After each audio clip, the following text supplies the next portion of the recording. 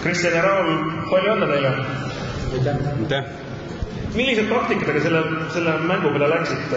Oli teil endal kokku lepitud plaan? No eriti ei olnud tegelikult, sest ega meie internetist videost nende kohta eriti leidnud. Lihtsalt plaan oli oma mängu mängida.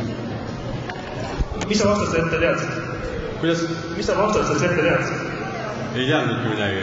Selles suhtes läksime mängima, nagu me oma mängu mängime, midagi liigutama ei hakanud.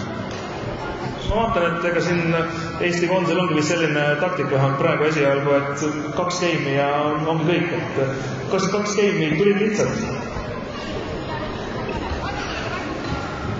No keskmiselt, ütleks. Mis raskeks tegi need mängud? No võib-olla esimese mängu rabedus oli peamine põhjus, mis seal lõpus natukene läks nagu, tundus nagu, et on juba käes, aga tegelikult ei olnud veel. Põhiliselt see tegi raskeks. Üks asi, mis mind väga huvitab, on see, et te omavaheline keel. Kuidas te aru saate, et kui üks ütleb saad, mitte saad? Kuidas see teil omavahel kokku lepitud on, et kuidas te ütlete, et nüüd mina võtan selle, mitte arvata sina?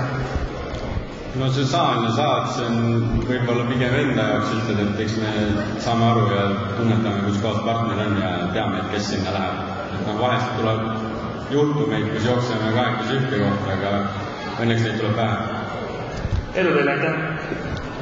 Aitäh!